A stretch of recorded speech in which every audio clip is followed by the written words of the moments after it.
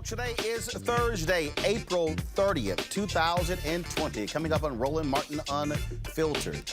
Senator Kamala Harris has introduced a bill to address racial disparities in coronavirus cases. We'll talk with Congressman Dwight Evans of Pennsylvania. Not only about that, but also his call for targeted testing.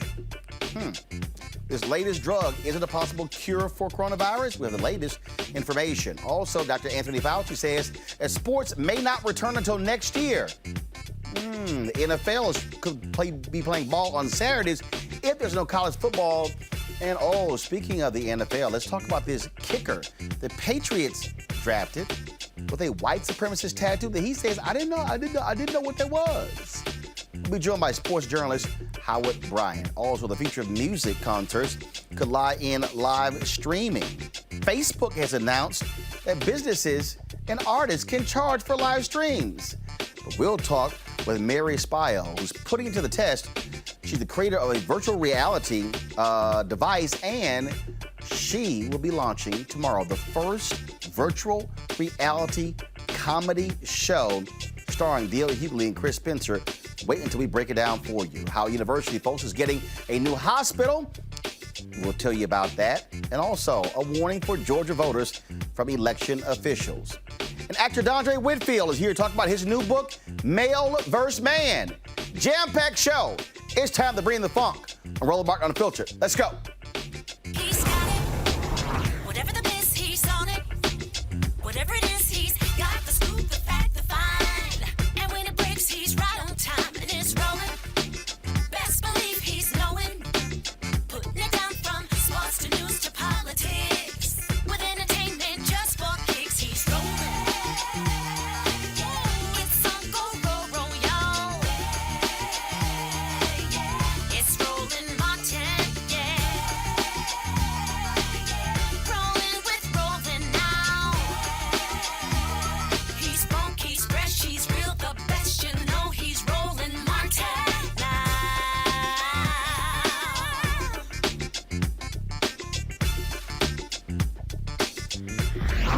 Martin. As of today, 415 confirmed cases of coronavirus in the United States. Folks, tragically, 63,535 people have died. 150,000 are recovering. In his daily briefings, New York Governor Andrew Cuomo continues to update us with good news about hospitalizations. The net change, of course, and also intubations are down, but the number of lives taken are still too high. Today's another day to do better. It's another day to improve. It's another day to be better, to make life better, to be better at helping people.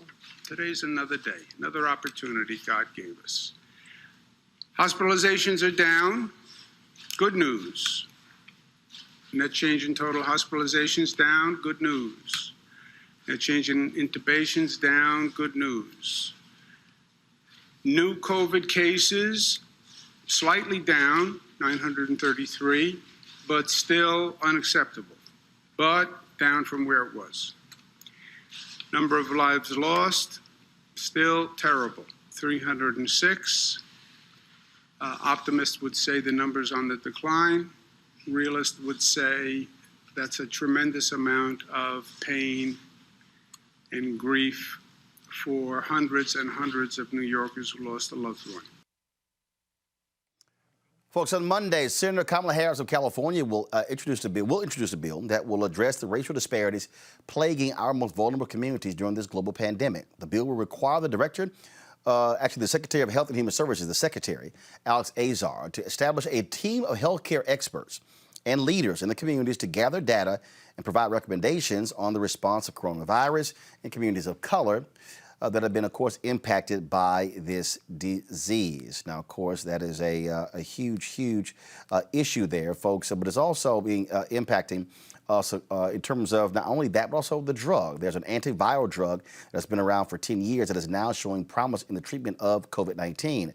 Early data that was released Wednesday from a global study revealed that patients who were given this drug were less likely to die and recovered faster. However, there was another study released the same day in the British medical journal, The Lancet, which found no clinical benefits to this particular drug. Joining us right now is Dr. Tayson Bell, critical care and infectious disease specialist at the University of Virginia, which was part of the trial. knows. Dr. Bell, so first of all, what is this drug that Dr. Fauci was addressing yesterday that people are saying is potentially promising? Sure. So thanks for having me on the show. So this drug is called remdesivir, and it's a drug that actually targets a part of the coronavirus that it uses to replicate itself. So the way the coronavirus works, it gets inside your own cells and then it hijacks your cell machinery to make other copies of itself. So this drug actually targets a crucial part of the virus that it uses to make copies of itself, and inhibiting that has shown that it has a clinical benefit.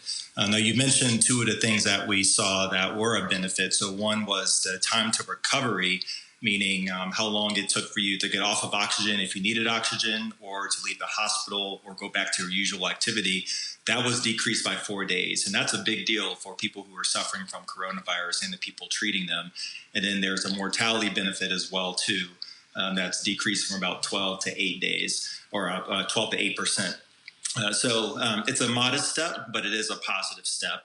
And to be honest, I feel like a lot of the news about the coronavirus is really negative, and I feel like we've been getting just hit time after time with bad news. But this is a significant positive step.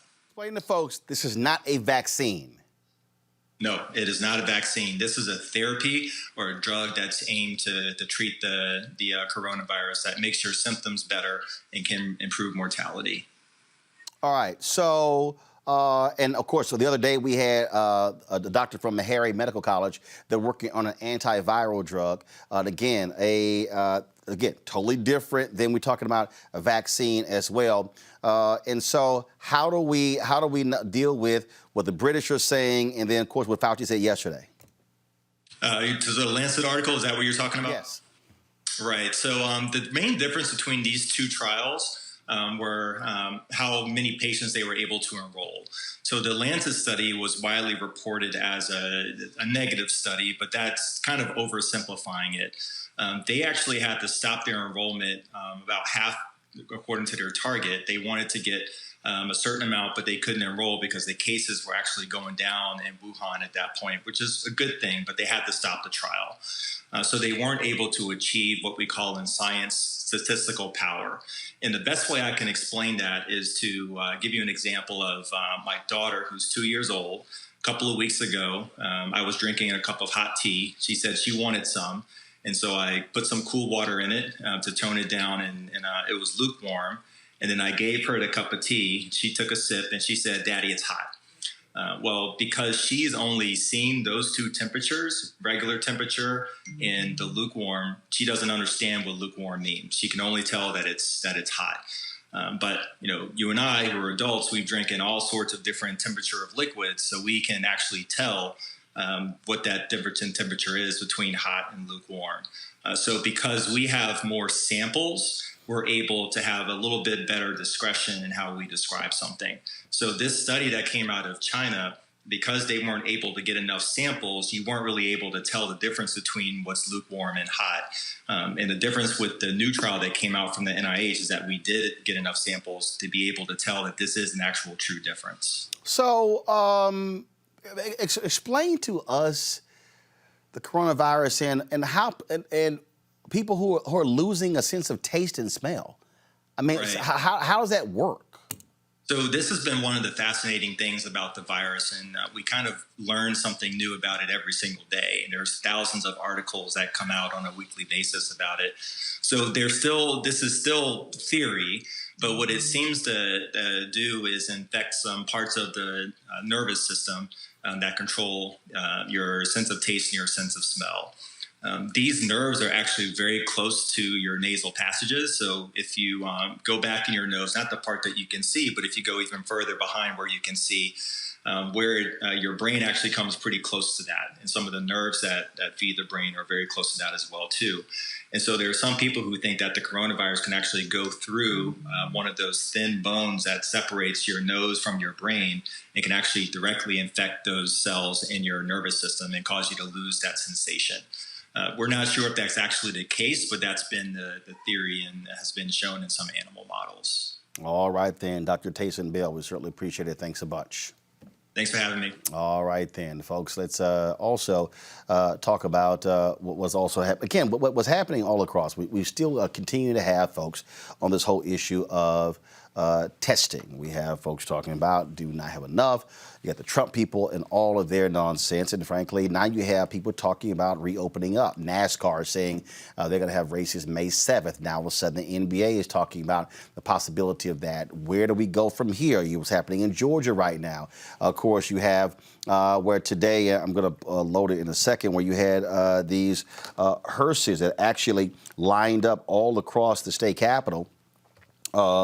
Trying to let the governor know that it is an absolutely bad idea for him to reopen the state. And so all these things are different happen. Then, of course, let's just be real honest. You got these crazy white folks who are in Michigan storming capitals, sitting here with their guns and in their gear, because they are so angry and upset with the governor because because of her restrictions in the state. I mean, these people are truly losing their minds.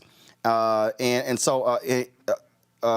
see, Henry, okay, all right, not sure why we can't see it, but let's get this fixed, folks, because I need to play this video. It's just absolutely crazy. Let me bring my panel right now. Dr. Greg Carr, Chair, Department of Afro-American Studies, Howard University. Erica Savage-Wilson, host, Savage Politics Podcast. Reese Colbert, Black Women's Views. Greg, I'm going to go with you. I mean, let's just cut to the chase. See these militia folks, see these white folks in Michigan in their gear with their guns, trying to storm the floor. And you have state reps who are sitting here saying that they were just, shocked and what's going on. I mean, it's absolute madness. But these are the white folks that, frankly, let's just cut to the chase. Donald Trump wants out there. He, of course, drove this and precipitated all of this. Absolutely. This is part of his reelection strategy. Voter suppression, they already had the conventional strategy lined up. And then this pandemic hit, and they had to retool it. As we know, these people are not watching Roland Martin Unfiltered.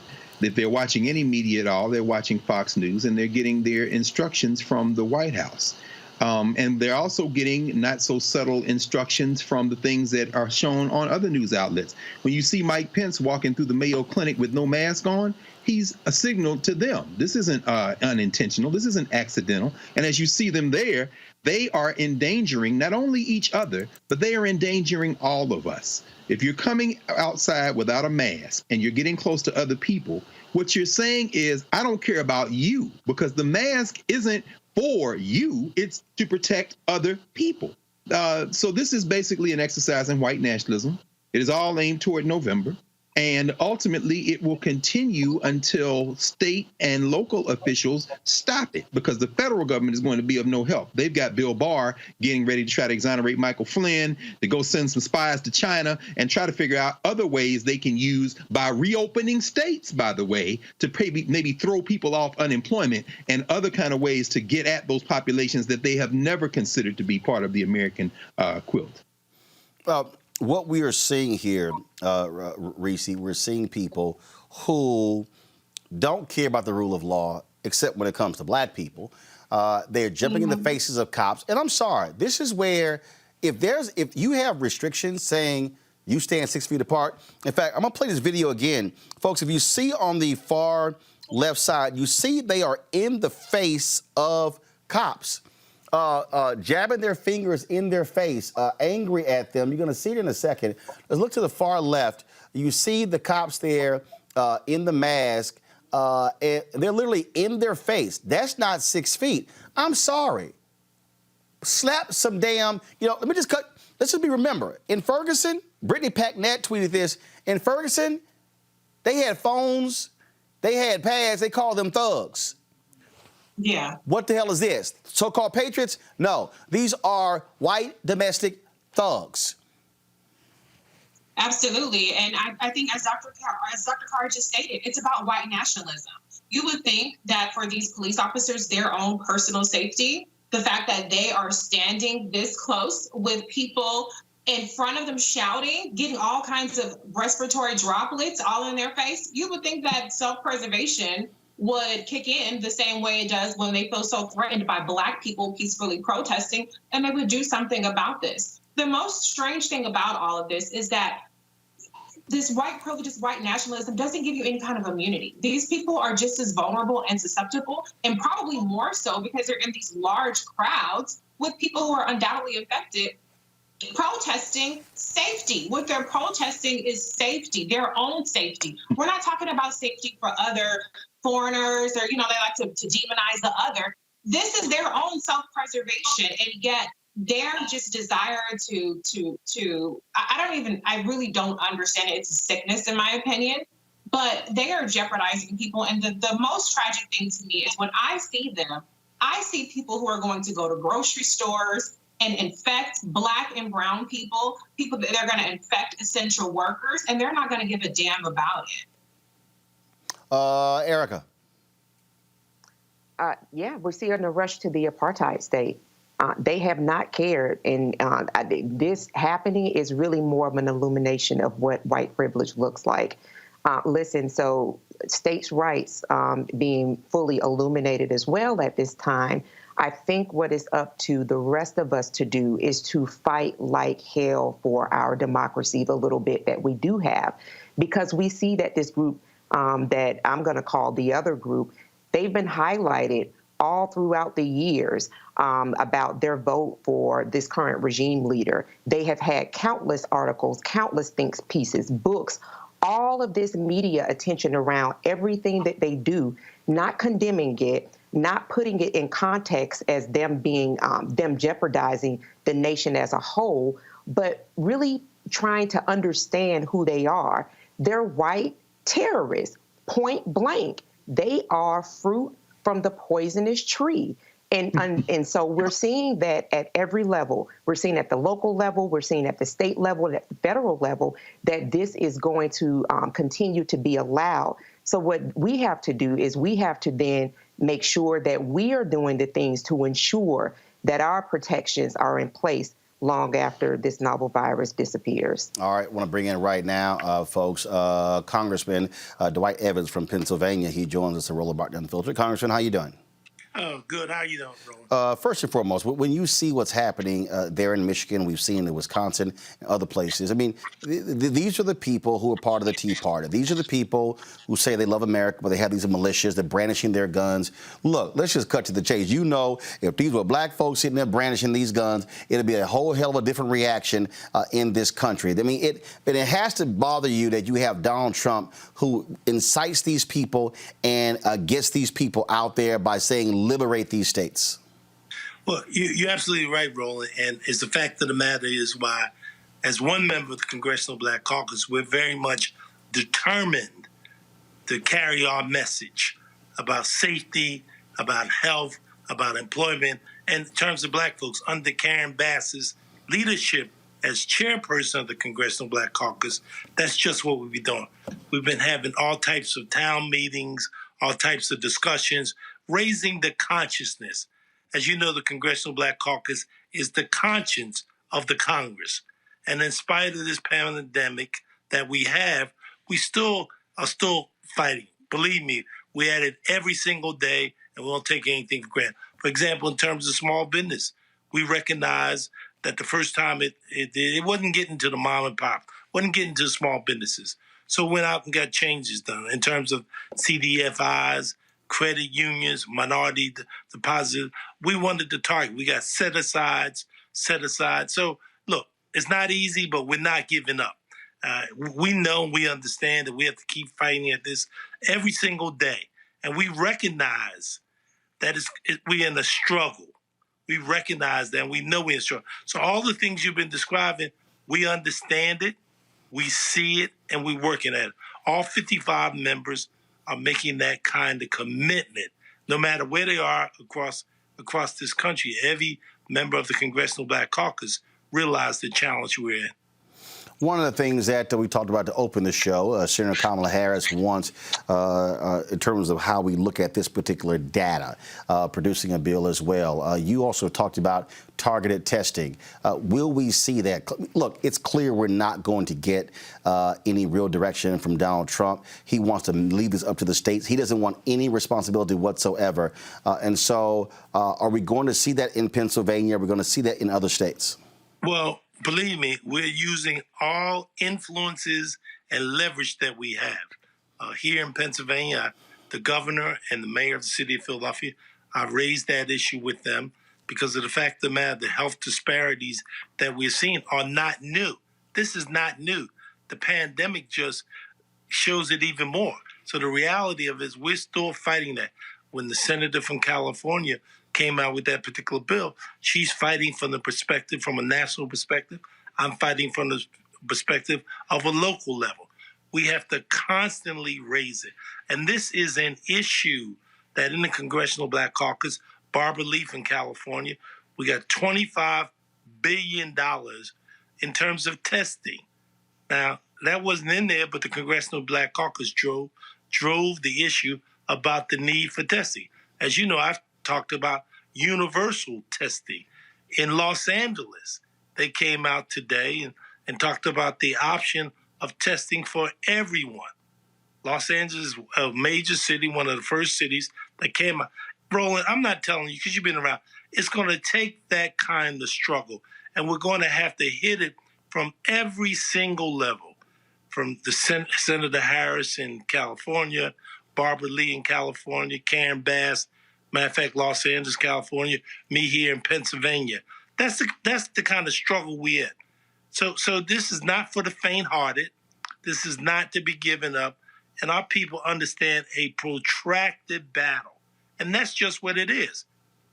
I'm not telling you anything or your listening audience anything different that you don't know about the struggle it's going to take. And we're going to have to hit it every way we can. All right, then. Congressman Dwight Evans, we certainly appreciate it, sir. Thank you very much. Thank you. All right, then. We talk about, again, where we're moving with this. We'll go back to our panel here. I think what we have to understand, Reese, is that when we start breaking down, all of these different aspects of what happens next, our self-preservation has to happen. This is where you use your collective power. This is where you begin how do you marshal resources. Yesterday, when I gave the whole breakdown, I was talking about what Diddy had to say in terms of, holding our vote hostage. But this, one of the things, though, that I think still has to happen, and this is where you begin to say, wait a minute, who's doing what, is really begin to do in our community. Okay, what resources do we have? What organizations are doing what? Who's doing what in areas, so we know exactly who to turn to, and we also don't have duplication. So that is, do we have who's doing testing? Okay, who's dealing with food? Who's dealing with rent? What's the legal stuff? In fact, I was Dr. Ebony Hilton and I were texting, and she'll be participating in this one discussion with the Lawyers Committee talking about can black folks sue? Things on those lines. I mean, this is where understanding our infrastructure matters. And what we don't need right now, all these ignorant people out there who are saying, well, the CBC not doing this. No, the CBC is doing exactly what they're supposed to do, fighting for stuff in the halls of Congress. Now it's, what's the CBC in Maryland? What's the CBC in Texas? What's the CBC in Mississippi? What's the CBC in Florida doing? That's sort of where we are. Absolutely. And I think that people just really need to go back and understand basic civics. We cannot get anything done in Congress without the House and the Senate, period. And that's where the CBC is incredibly critical. I saw a comment earlier I responded to. People were saying, what's the CBC's agenda? What's the NAACP's agenda? What's this person's agenda? First of all, go to their Twitter, go to their social media, go sign up for a newsletter so you can get an email since you want all the information spoon-fed. So you also watch Roland Martin Unfiltered. And so there are so many things that are being done. The bills that are being introduced, like Senator Kamala Harris has introduced her task force, it's incredibly important because what that does is it allows more awareness on it, and it helps usher in these priorities. The CBC is on one accord between the Senate and the House, which is incredibly important. And they've gotten key concessions. Even if you don't get the specific bill passed, what happens is amendments get passed. What happens is your priorities get incorporated into the bills. And these CBC folks, as well as the local elected officials, have the ability to make private and public partnerships. They have the ability to form partnerships with different charitable organizations. And so we cannot understate the actual efforts that all of these folks are putting forth. We need to stop denigrating the people that are on the front lines because maybe you don't have the specific knowledge because you haven't sought it out. Greg. Yeah, no, I know. Reese is right on it, and it has to work together, as she said. Reading Senator Harris's bill, very important. I mean, First Nations are covered in there, Native Americans. There's a follow-up report that's going to be demanded if this legislation passes. And when I listened to Dwight Evans, you know, I was a 17-year resident of Philadelphia, so I'm kind of an adopted Philadelphian. I realized that he is reacting in part to local studies, like Dr. Bilal at Drexel, who said that you're 6 times more likely to have had a test for coronavirus if you live in a high-income neighborhood in Philly than you are if his district, for example, which incorporates West Oak Lane, coming up Germantown Avenue. The minister of one of the largest and most important churches in Philadelphia, Alvin Waller, tested positive for coronavirus. Did an interview with our friend and brother Bill Roland just for the article in National Geographic. That's something that you certainly bang on the federal government to help with, but that really is something that's generated at the local level. One other thing I would say is I have a standing Wednesday class with Philadelphia Freedom Schools in this last 20 years. You've got high school students who are now surveying their communities and in direct conversation with members of the Philadelphia City Council saying, how do we intervene when it comes to everything from making sure people don't get evicted and get their water and electricity turned off? What you find is local politicians are responsive in local circumstances, and everybody is coordinating, but they're working at that level. Fortunately, Diddy doesn't have any juice, and I don't know who you think he can tell to vote, not to vote, but go on Instagram and make some more videos and stay out of these people. The thing, Erica, that again, I think, and one of the reasons why we keep doing what we're doing, and let me just be real clear with this, okay? You can have all these people talking about reopening these states.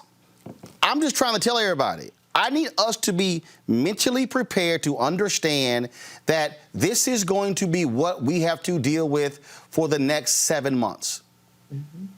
This is going to be the reality through the end of the year. You're not going to have large events, okay? You're not going to, and we're going to need our nonprofits to begin to understand you're not going to have galas. You're not going to have fundraisers. You're not going to have benefits. Now what do?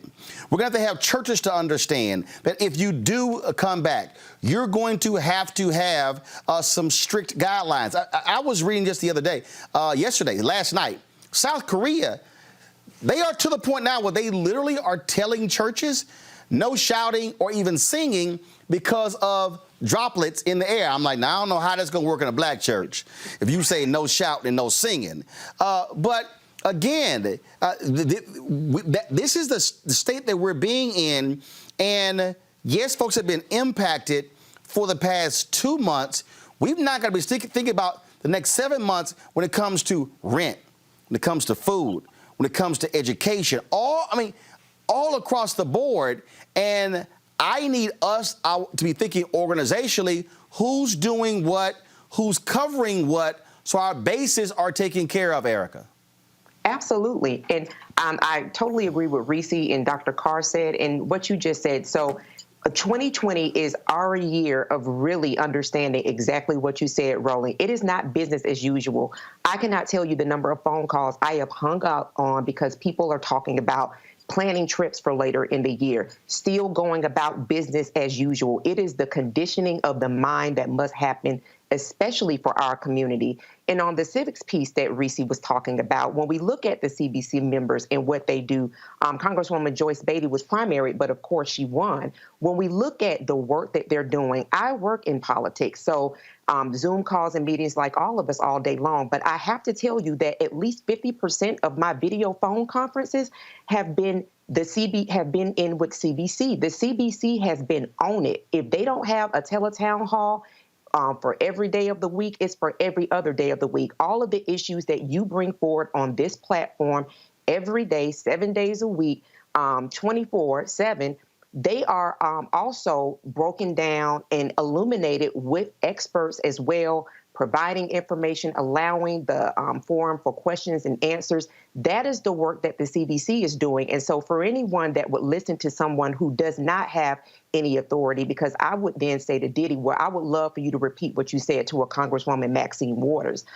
For anybody that is listening to somebody who is not giving their life to public service, who's working behind the scenes doing the very non-sexy work of passing legislation to ensure that some of the basic resources that we have continue, to then shut up and to take this opportunity to listen. But this is not business as usual. If you have to say cancel summer 2020, well, just say that. Think about all of the years and all of the time that we've had to celebrate. Now it is about what you said. It is time for us to do an assessment of the resources that we have within our states and our local government.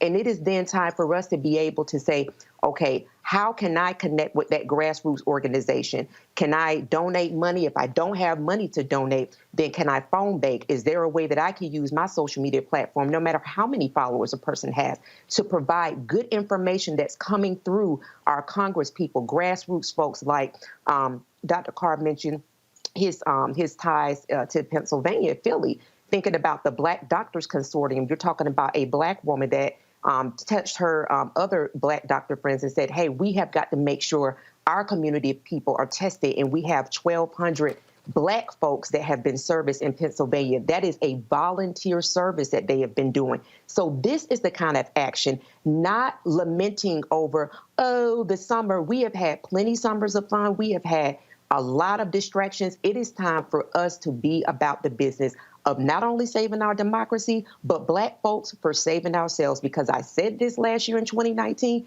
and I'm saying it again, this is the new era of civil rights. Get on board. All right, folks, in hopes of improved health care and address health disparities and inequalities in Washington, D.C., D.C. Mayor Muriel Bowser today announced a monumental agreement with Howard University. Through a $225 million tax abatement given by the city, Howard University, in partnership with Adventist Healthcare, will develop a new $450 million, 225-bed Level 1 trauma and academic teaching hospital on the existing campus, with plans to complete it by 2026. Here's today's announcement. We know the very important role that Howard's College of Medicine not only plays in our city, but in our entire nation. Howard University produces more African American doctors than any university in the country. And we know that by ensuring Howard's success, we have more healthcare professionals of color in our city and our nation, and we know how important it is for the trajectory of African American health to have culturally competent professionals and doctors in our city and throughout our country. So we want to thank Howard for all the work that they've done in preparing doctors to serve Washingtonians and Americans. We are also delighted that we could come to this agreement and ensure that for many years, Howard will be able to train the best of the best and the best and brightest to provide that kind of care. So here are some details of what we expect to see with Howard University and their partnership with Adventist Healthcare is that by 2026, Howard will rebuild a hospital on their campus that will be a Level 1 trauma center as they are now. Academic teaching hospital will be a 225-bed facility that's 600 square feet. And the current hospital would remain open until a new facility is constructed, and we expect that it will be about a $450 million project. The district is committing to $25 million in public infrastructure support and has committed housing a D.C. government agency at one of the planned new office buildings, in addition to a $225 million tax abatement that would cover part of the construction time for the hospital. The district is also committing $26.6 million over the next 6 years to support 5 centers of excellence at Howard University, and I dare say invest in how these centers of excellence can contribute to healthier outcomes for DC residents. These 5 areas include sickle cell, women's health, oral health, trauma and violence prevention, and substance use and co-occurring disorders. And so, like at the new hospital in Ward 8, these centers of excellence will provide care and services tailored to the specific communities of need. And like the new hospital in Ward 8, the new Howard University Hospital will play a critical role in helping us put an end to the disparities that we see played out with our response to COVID-19. Greg Carr, this is obviously important not only to Washington, D.C., to this HBCU, but it speaks again to the value of African Americans who understand and are involved with the health of Black people. So what's happening with Howard, what's happening with Meharry, what happens with Xavier in New Orleans, what happens with what North Carolina A&T is doing in other parts of the country. No, absolutely. In fact, a lot of moving parts here. George Washington, in partnership with United Medical Center, moves east of the river for the Ward 8 hospital. There's been a huge struggle over that. Howard at one time was involved in that conversation. And Howard stays west of the river in Northwest in a white-hot gentrifiers market. So this is a huge conversation because in part it reflects Howard University, and of course, kudos to the leadership, Dr. Frederick, all the folks involved, for threading a very tight needle. Because the Howard Hospital, which sits on what used to be Old Griffin Stadium, is in one of the most rapidly gentrifying parts of the District of Columbia, and developers have wanted that property for years. So for Howard to be able to not only hold on to that property, but to have the capital now and the tax abatement and the infusion to construct a hospital and then perhaps even monetize that corner, but to retain ownership in a city that is rapidly becoming increasingly non-Black and brown sends a signal that it can be done. But what you mentioned in terms of this network, Howard, Meharry, Morehouse School of Medicine, Xavier, this country, as the demographics shift, is going to have to rely more and more on medical professionals that look like that population. And so this sends the signal that not only can it be done, but that when you have elected leadership, be it the mayor, be it the majority Black city council of Washington, D.C., you can get these kind of deals done because that's the type of combination of public-private partnership and elected officials that's going to have to be required in order to get something like this done. Reese, when we talk about, again, how our institutions matter, I mean, I was just talking about infrastructure. I was just talking about those different things. This is how you use your collective power. Howard University plays just as a critical role in Washington, D.C.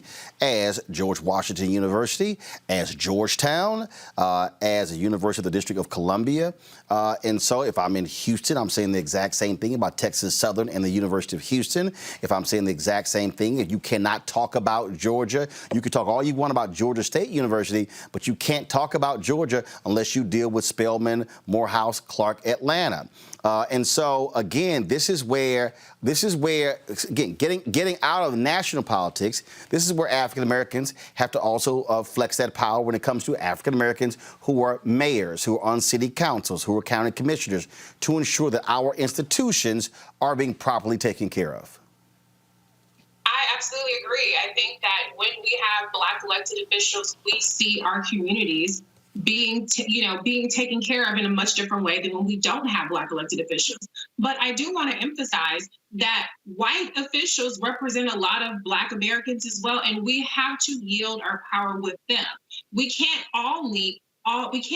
mostly and only hold Black elected officials accountable, and meanwhile, the white elected officials don't even have to give us a second glance. I mean, the people that get the hardest time from Black people are Black elected officials. And, I see more complaints about the CDC than I do about the Republican Party in like social media, for example. And so we have to flex our muscle as voters, as taxpayers, on all elected officials. because we do hold the power. And when we have Black elected officials, when that opportunity is there to put Black people in power, we should absolutely seize that, because we're going to get better results. But we have to be calling up mayors that are white mayors, if it's local county officials, whether it's your congressional people, your senator, governors, whatever. Hold everybody accountable and make sure you make your priorities known. I keep saying that we are still constituents. So it doesn't matter where we are, it doesn't matter who the leadership is, we are constituents. And so we utilize our infrastructure, we utilize our organizations to then go as one voice. You know, and look, I've spoken to AKs and Alphas and Deltas and others, and I've said, I'm sorry, there should be no city in America that when they see pink and green, they don't list to go, okay, I don't know, okay, here come them AKs. If I see red and white, here come those Deltas. If I see black and gold, here come those Alphas. It doesn't make sense. I keep saying it doesn't make sense for us to have organizational infrastructure and we don't use it. This is also where, and I'll say it right now, which is why we have hashtag HBCU Giving Day. This is also where Howard graduates can't just be excited about this. They've also got to ensure that they're cutting a check every year in terms of dues. I don't care if it's $10, $25, $100, doesn't matter, but you can't just keep saying who else is going to save us if we're unwilling to save ourselves.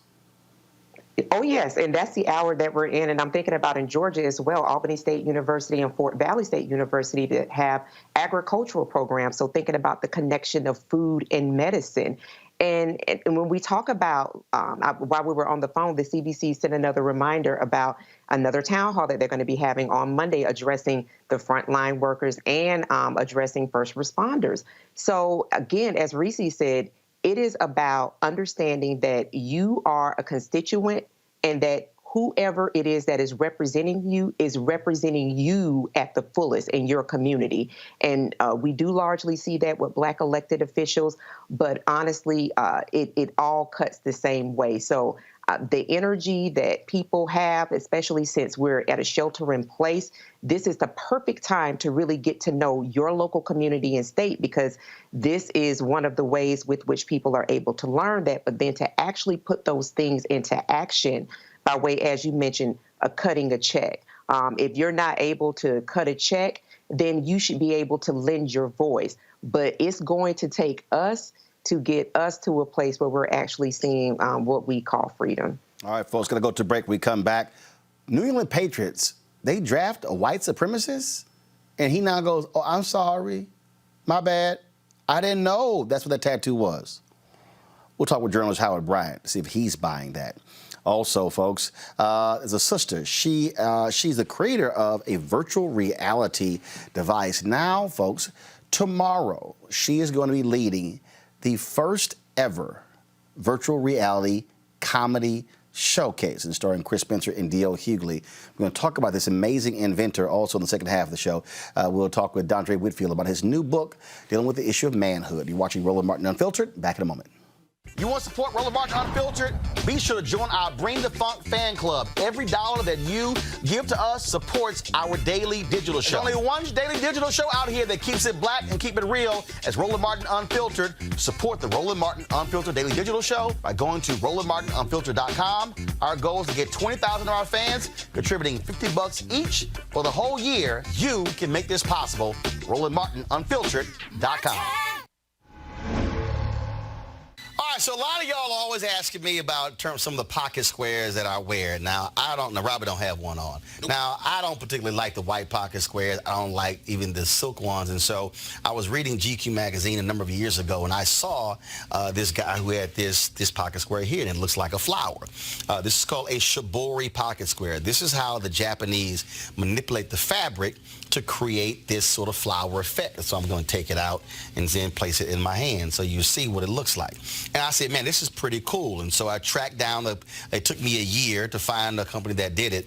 And so they make these about 47 different colors. And so I love them because, again, as men, we don't have many accessories to wear, so we don't have many options. And so this is really a pretty cool pocket square. Now, what I love about this here is you saw when it's in the pocket, it gives you that flower effect like that. But if I wanted to also, because if I flip it and turn it over, it actually gives me a different type of texture. And so therefore it gives me a different look. So there you go. So if you actually want to get one of these Shibori pocket squares, we have them in 47 different colors.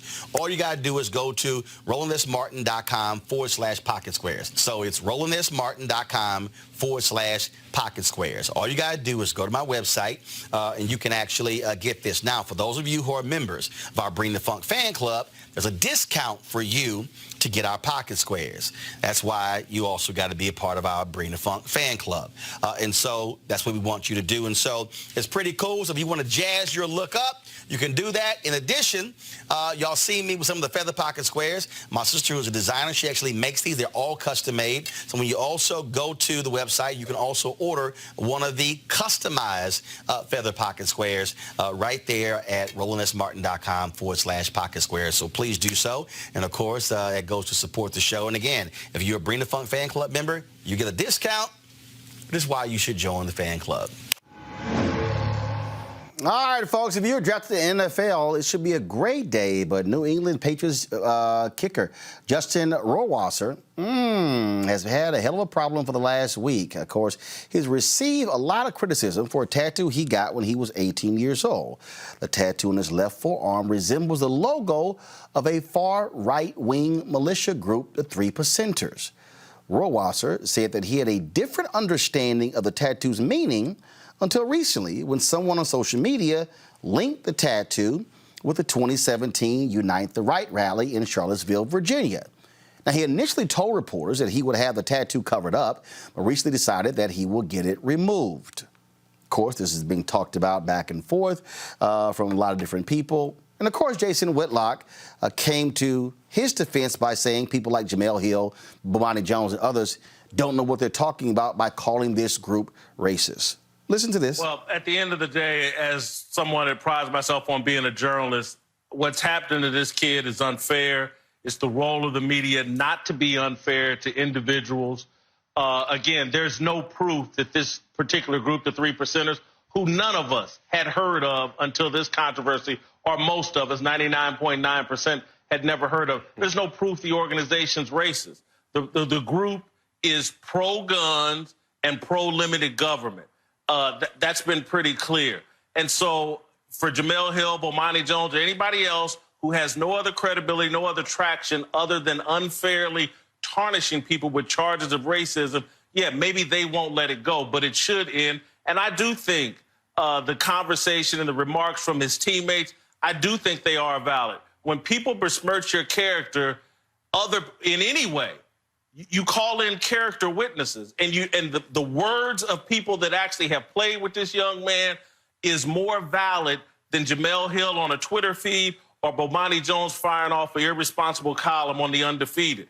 The words of the people that actually have interacted with him, because trust me on this, okay, if they ever ask me about some of my Ball State team, I got enough for Jason Whitlock.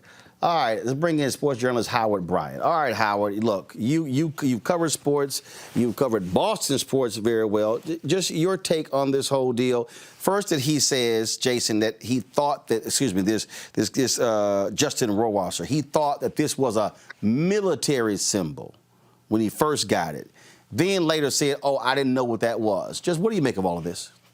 Well, first of all, I'm throwing a 15-yard flag on you, Roland, for throwing Jason Whitlock on this at all in the first place. That's 15 yards at least. Well, well, first of all, you always got to show buffoonery anytime you can. We do have a segment called Crazy Ass White People, and so I might as well have one called Crazy Ass Black People. But go ahead. No, my original feeling is that I think that when you're looking at him as a character, as a person, you're responsible for your own actions. And I think that what does it say about you if you're putting things in your body if you don't know what they mean?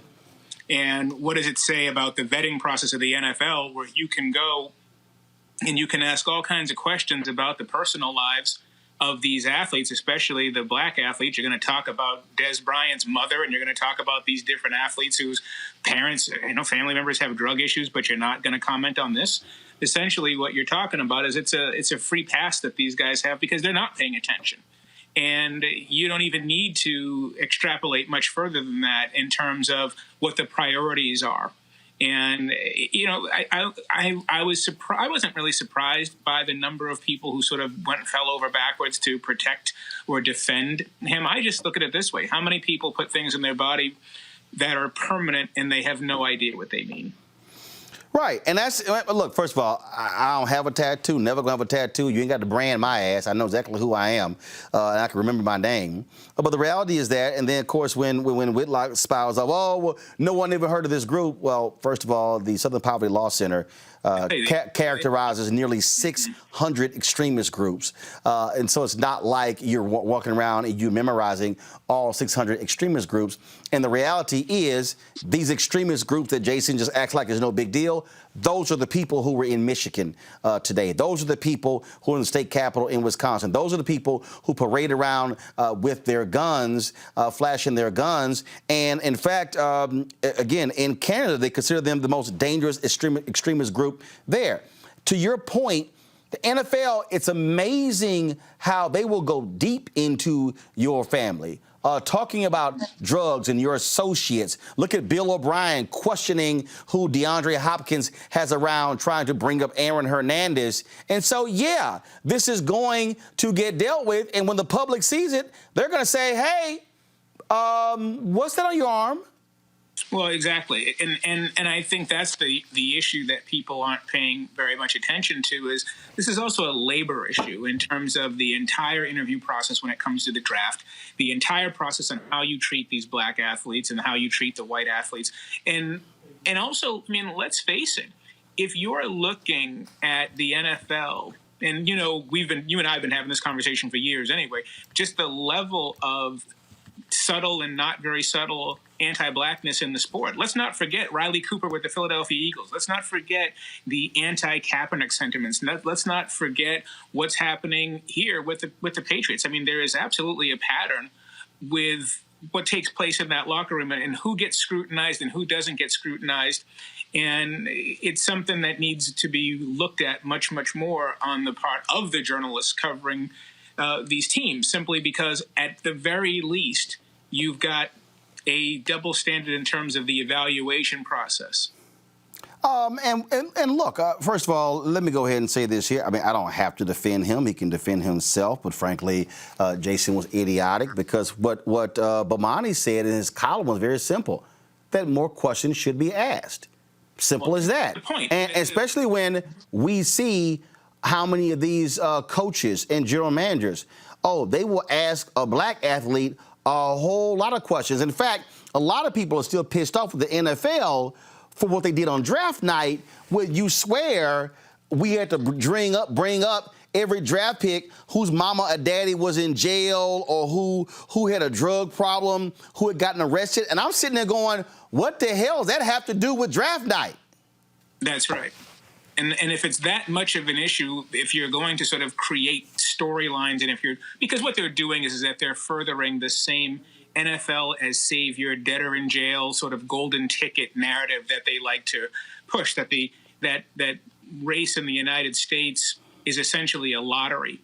And that if you make it big, if you've got the talent to be in the NFL, you can put the class past that you may have behind you. And so that puts the NFL in this positive light of being the savior, when it really is just completely offensive. What it really is why are you in my family's business in the first place?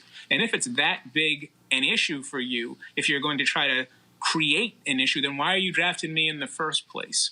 It's insulting to the families, and instead what they're doing is they're using it as part of the NFL and the sports storyline, especially when it comes to black athletes in general. If it weren't for us, you'd be in jail, or you'd be dead, or have some drug problem. And you know, there's a line here that I love that Bomani said. He said, but guys like Rohrwasser rarely have to answer for themselves. And when they do, they get patted on the back like he's mentioned someone named Burton, a black reporter, did by telling his audience he didn't think Rohrwasser was a racist and telling viewers to give the kid a chance. Okay, so let me sort of unpack this, because, see, this is part of the problem that people have. First of all, I don't see anywhere in here in this article, Jason, I think you're dead wrong, where Bomani called the kid a racist. It's not in the article. But here's the problem with this whole deal. Whenever we have these discussions, they're framed in racist, not racist. If he does have a tattoo of a group that's an anti-government militia group, you damn right you should be asking those questions, because these are the same people who went after Colin Kaepernick for wearing socks. Well, and also for wearing a Fidel Castro shirt. So why does he get to be questioned, but this kid can't be questioned about that 3%er tattoo, which is a hell of a lot different than wearing a T-shirt? Well, let's also go one step beyond this as well. As much as we may want to frame this in a Kaepernick versus Kaepernick sort of question in terms of treatment versus treatment of others, let's also look at it from a standpoint even outside of race. And that is where things get to be problematic, because people just stop listening the minute they hear a race. You have a player in the NFL who is affiliated with or who is supporting an organization that essentially supports antagonism, if not overthrow, of the federal government. Right? I mean, so you're looking at the Bundys and the Wacos and all of these types of people and all the militia stuff that you've got up there in Idaho and all of this. Is this what you want represented? And can you imagine if you had an African-American player who was even marginally, if somebody walked in on draft day with a T-shirt of the Black Panthers or of Bobby Seale or something, it would be disqualifying for that player. That player would be ostracized and attacked, and it would be a national story.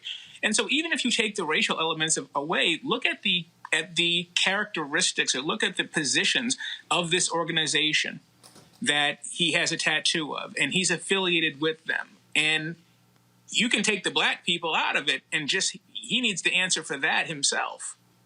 And it does speak to, again, in terms of how these things are viewed. And the bottom line is this here, whether folks will own it or not, and that is, when you're African American, there's a much greater scrutiny. You have to explain everything. You have to go through everything, as opposed to how other folks are. And I think that's what we're seeing right here. And let's just be clear. They're sitting here talking about why this kid can't. Oh my God, what he's going through, how he's being treated. How about the kid from the Dallas Cowboys who was a sure first-round draft pick, top 15 draft pick, who the night before, all of a sudden they said murdered somebody. Mm-hmm. And he plummets. And then all of a sudden, my bad, he wasn't involved. Yeah. Well, and that's the other point, because what is taking place here? The framework of all of this is that if you're black in this game, you need to be grateful that we're bringing you into this sport. You are immediately at a disadvantageous position. You're not simply an employee. You're not simply a player, but you're somebody that we're saving. You're somebody that needs to be grateful, because what do they always say about playing in the NFL is a privilege? And those standards don't exist for other players. And that is the pressure. That is that sort of level of anti-blackness that I'm talking about when you go into the NFL and basketball as well, and baseball to a lesser extent, but especially football. That mindset is, we're doing you a favor for being here. Otherwise, you can go back to the hood, which is the reason why they feel so, these coaches feel so emboldened to be so brazen in their questioning. And as we saw on draft night as well, you could see the racial components of this dynamic where you look at all of these executives. They're virtually all white. We already know the owners are virtually all white. And this is how they treat the black workforce. And essentially they gave a pass to a white kicker. Let's talk about that. I want to bring my panel in as well. So let's put Howard in the 4-box with them. And that is Howard. Speak to this, and then I'm going to go to the panel. There are a lot of black folks, there are a lot of black coaches and others who were pissed off on draft night because you saw the isolation, and what you saw is you saw white after white after white after white after white after white coach or owner or top exec, and they could not add a little color in the back. Not this time. Not this dynamic. No, and I think this is the thing. After we saw in the Super Bowl, when you saw the Chiefs win the Super Bowl and Eric Bieniemy not get any offers and not get elevated as he would have had he been a white coordinator, is that everybody is starting to see what everybody in the game knows. They're not hiding it. They're letting you know what this dynamic is. And once again, we talk about having power, we talk about players having power or coaches having power, and you realize that they don't really have that much because you are in this sort of bullseye where they don't have to hire you. And so you can talk about all the Rooney rules as you want. You can talk about diversity and inclusion and all of these different things. But the bottom line is watching that dynamic on draft night, looking at those demographics, they're telling you exactly what this game is. It's white owners, white coaches, black player. And the bottom line, Greg, I think back, as we talk about the tattoo, but also this. Dremember when Cam Newton got signed drafted by the Carolina Panthers? Their owner, the first thing he told him, tell me you don't have any tattoos. Mm-hmm. It's one of the first things he told him. And when you saw that, I mean, people need to understand, when you see NFL owners who are Trump supporters, who are Republican donors, I was talking to one person who, I won't the person who told me, but this person, a very rich African-American, had this Obama shirt, and this person said, they wanted this person to go into the suite of Daniel Snyder, and they said, you're going to wear that? Because he doesn't like Obama. And this person said, I'm not taking my damn shirt off for him. They said, I can go to another suite. That's what you're dealing with here. And so when you see these white male politics, that's the NFL, Greg. That's real. Sure it is. And, you know, one of the things I really respect about you, Brother Brian, is that in the tradition of a Ralph Wiley or my brother Bill Roden or Jamel Hill or Bomani Jones, because you are writing about sports, there are sports writers who will shy away from the political issue. But what you did in this book right here, Full Dissident, that end where you start talking about us being renters in this country, when I look at that boy's arm, I get the white supremacist symbol of the 3%ers, but I also get the white supremacist symbol of the liberty or death and the American flag. Well, that is funny. That's the help other us point. understand how all of those operate in a field of violence that are signaling this is a white man's country. And all of those symbols mean the same thing in that young man's mind. Right? Well, that's right. And that was the thing that got me, and Bomani and I were talking about this. I said it wasn't just the 3%ers tattoo. It was the other two around it. The rest that we could see also that made it very, very clear what his position is and where he's getting this type of the types of attitudes. It's not an isolated incident. And I think Bo made a really good point, too, when he and I were on the phone about this, where he had said he was also allowed to have that tattoo. And are you honestly going to tell me that nobody questioned it when they saw it? No one said a word about it? We all know what we're talking about here. And I think that this is this period, Roland, that we're in, right? That we're in, that they are making it very clear who this country belongs to. And they're not hiding it. That's one of the things about Full Dissidence that always, that and the book before that, The Heritage, but especially with Full Dissidence, I tell people all the time that the work that we're doing right now, it's not Watergate. We're not digging up all kinds of sealed documents. It's not the Pentagon Papers. They're not hiding it. They're telling us directly in our faces how they feel about us and who this country belongs to. Erica, when we start, first of all, Erica, you got a question for Howard. I do. So having not read your book, but certainly going to be picking that up very soon, but did read William Roden's The $40 Billion Slave, and thinking about in that context, what is it, and you mentioned that, really where the power structure does lie. So to a new crop, a new generation, excuse the word crop, but for a new generation of athletes, what do you think should be the permeating message as they consider moving forward, perhaps in their sports career, be it football, baseball, basketball? Well, it depends. That depends on whose camp you fall in. Do you fall in Carmelo Anthony's camp, or do you fall in my man David Ortiz's camp? And I'll tell you what I mean by that. I remember when David Ortiz was with the Red Sox, and he and I were talking, and we were talking about how, from a black standpoint, obviously we know the numbers in baseball are so low. You're down to 7%. There are 68%. There are 68 African Americans in the entire game of Major League Baseball on the field, and the Latinos in the game are looking at 25 to 35%. And so you've got this huge number, but you don't have any Latino managers. You've got a couple. You've got you've got Davey Martinez, my boy Davey, over with the Nationals, and you don't have that many against the percentage of the Latino players in the game. And David said to me point blank, that's why I tell all these young guys, get as much money as you can and get your black ass out of the game. That's David's camp. You're not going to get any opportunities. That what's going to happen in this sport. And in some ways, it's the way the Michael Jordan looked at things, which is you're not going to get a real seat at the table. Get as much money as you can. You're going to be compensated. You will get money, but you won't get power. Right. Now, if you go to the Carmelo Anthony camp, when he and I talked about this, his feeling is that you need a new consciousness. You need that these young black athletes need a new consciousness. They need to understand that money can translate into power as long as you don't spend it all on cars. Use what you have and one day create. His feeling is that if the will is there, one day it's possible for these players to begin to make these connections with the really powerful people and to have an owner, a player-based ownership, to have maybe a rival league that's player-owned, something like that. Carmelo looks at it very, very differently.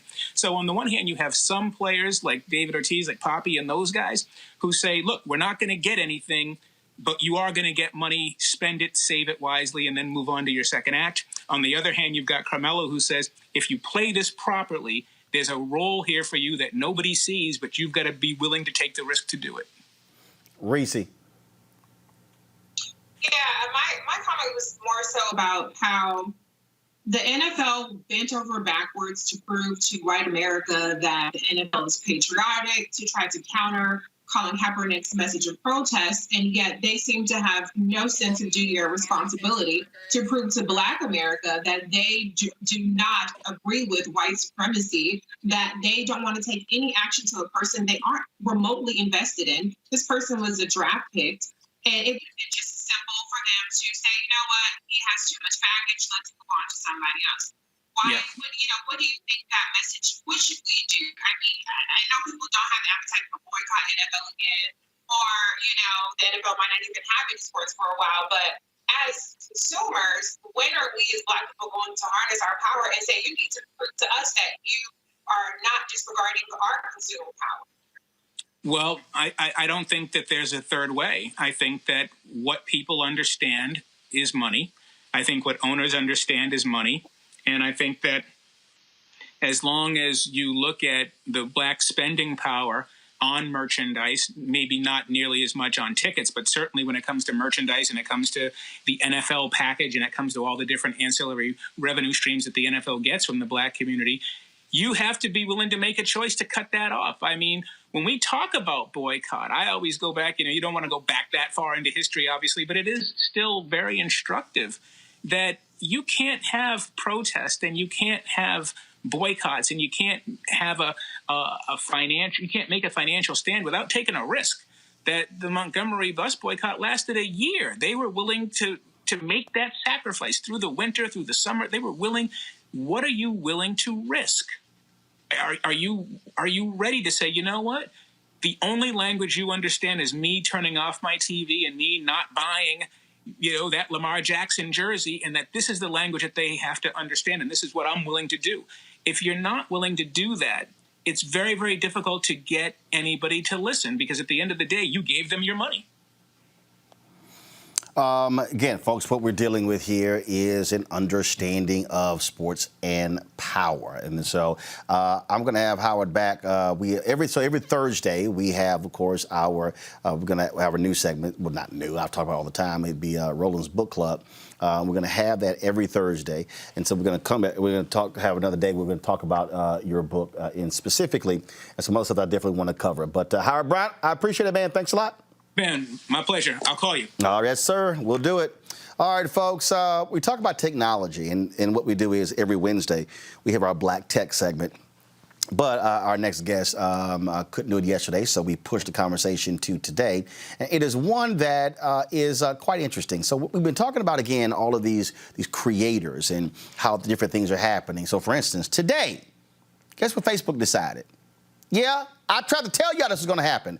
So Facebook announces today that they're going to create a way for businesses and artists to now start charging for live streams. Didn't I tell y'all that? See, for all y'all people out there who were mad at me with the Versus deal saying, no, Timberland and Swiss said, this for the culture, it should be free. I kept telling y'all, it ain't free for Instagram and Facebook. So now all of a sudden, they're doing this. So you gotta ask yourself, why is Facebook all of a sudden allowing content creators to charge for live streams, as well as businesses to charge for live streams? Because they're seeing what's coming. They're seeing that people are tired, content creators are tired of being raped by these companies. These companies are taking the content, they're making the money, and the creators should just be happy because they've got followers. No. My next guest understands that that's not the case.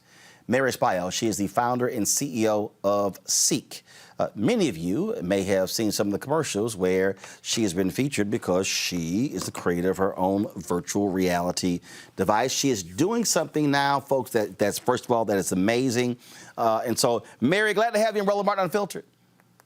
Thank you. Thank you. Very excited to be here. So first and foremost, just give people an understanding of you, your background, and just how did you get into this whole tech thing?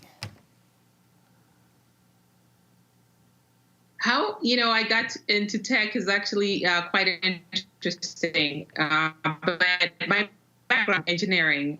So I started out as a deep space scientist. Building launching satellites, and then I was working for the Boeing company, and there I came up with several technologies for distributing content over satellite. So first I built the satellites and then came up with different applications that could use the satellite. So that's how my transition from deep space engineer into content kind of happened, was with building technology that utilized a lot of what we were doing with the space technologies. And so then where did the virtual reality come in?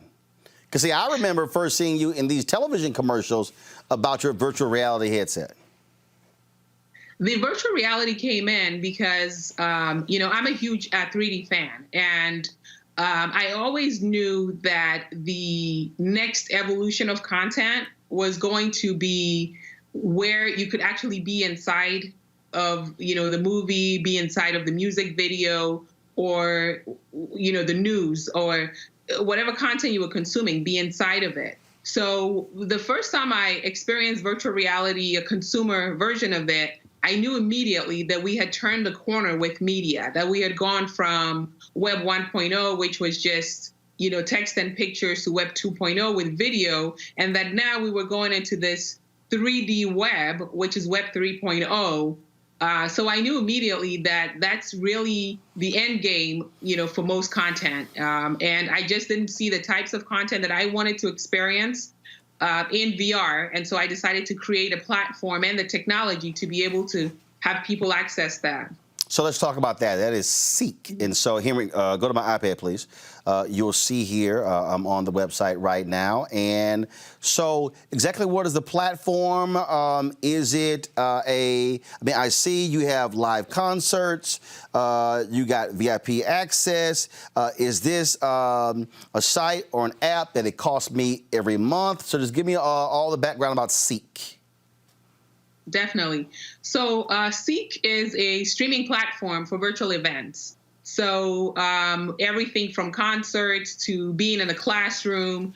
The thing that's unique about Seek is the fact that you can consume the content directly, on the website, like you saw, whether it's through a live stream or directly, through the 2D content. But you can also put on your VR headset and be able to be inside of a theater, look to the left and right and see other people, or be in complete 360, be in a complete 360 experience where you get to be inside of the content. And that's what makes us unique, is the fact that you can consume content in a variety of ways.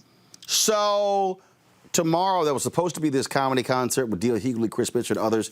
Y'all have pushed it to May 15th. So what is that experience is going to be like? So take me through it. So with the VR headset, would I be in it and actually seeing them perform?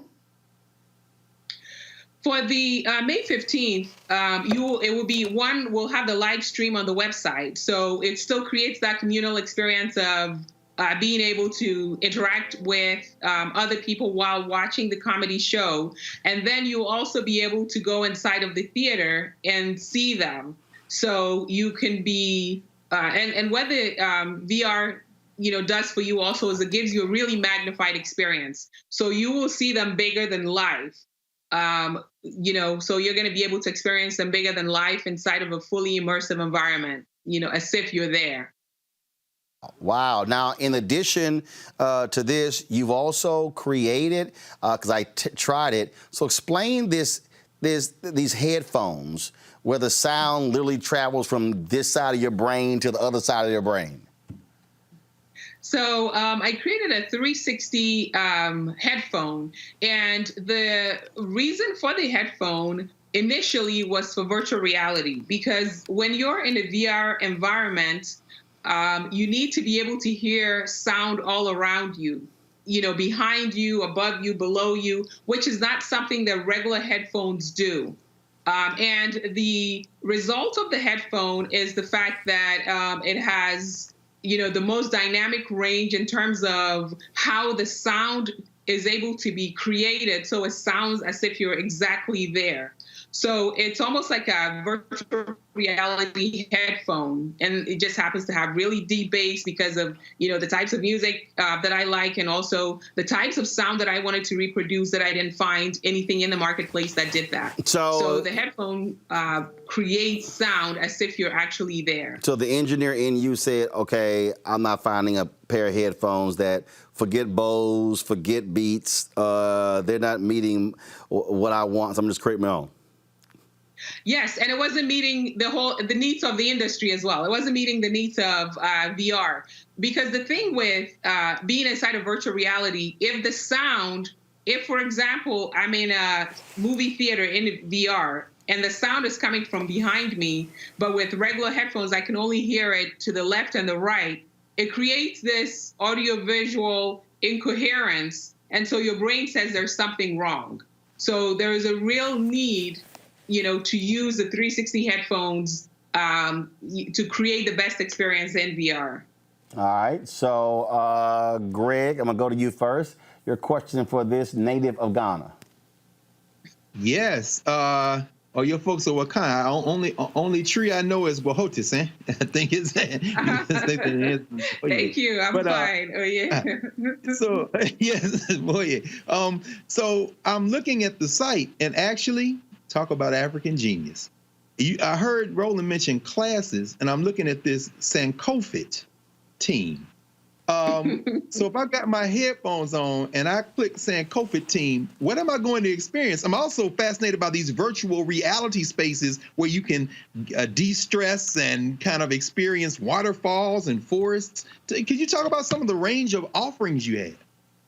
Yeah, absolutely. So with the Sankofa that you mentioned, which is a really cultural way to stay in shape, especially while we're in social isolation.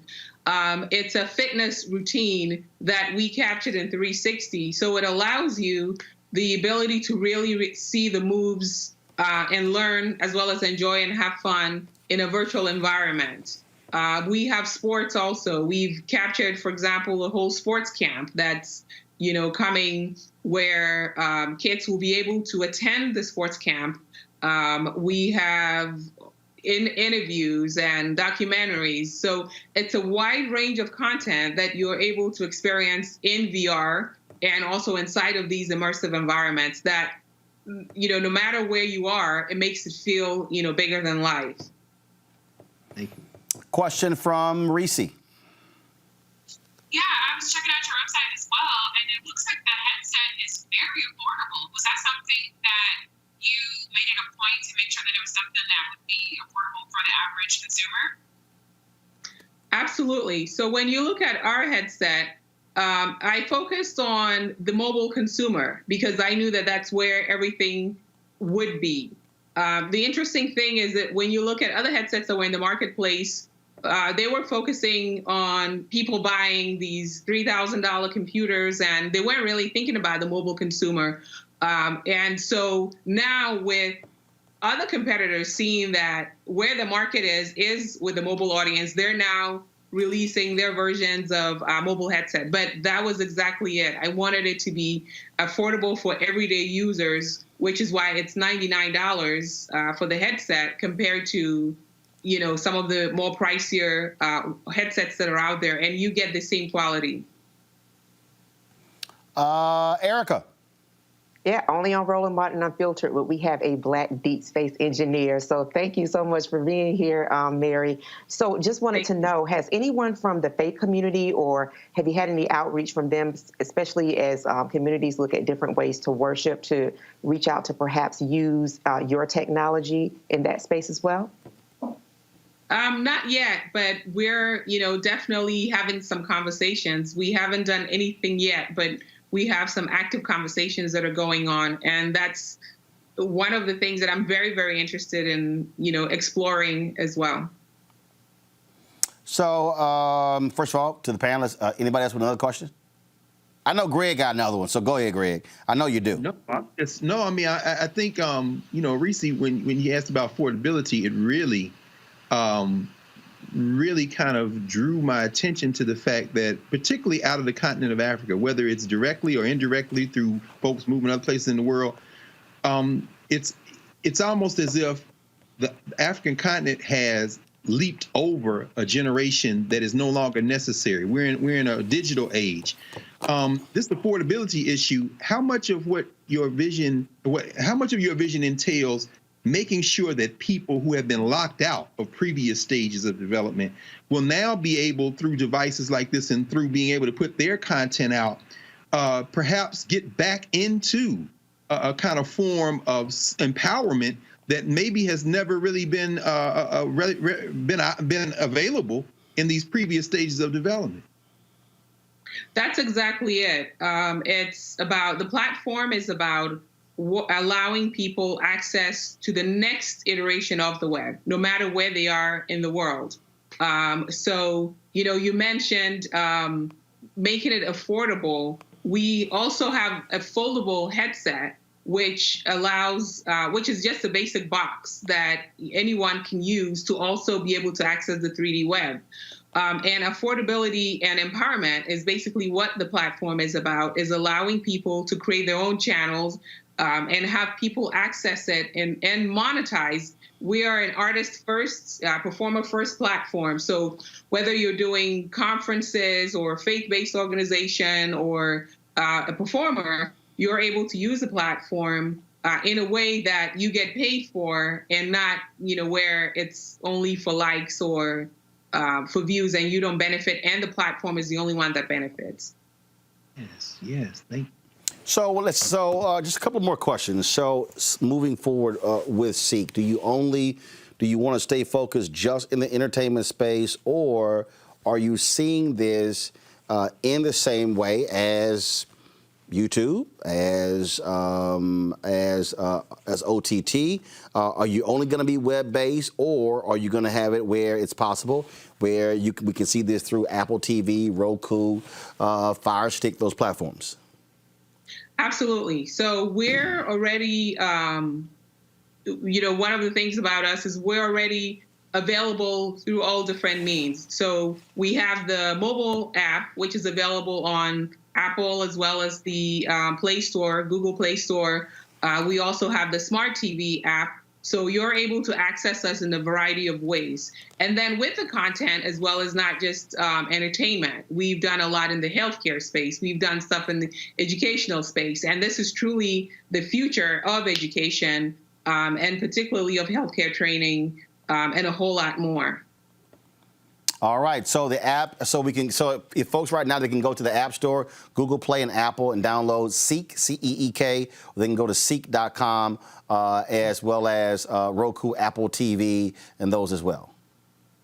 We're not on Roku yet, okay, but we are in the process of getting on all the smart TVs as well. But right now, they can definitely go to Seek.com, which is CEEK.com, not SEEK, CEEK.com, and be able to access the app in a variety of ways. And so the next event, as I said, is the Comedy Showcase. So just real quick, tell us about that. What is that going to look like, feel like?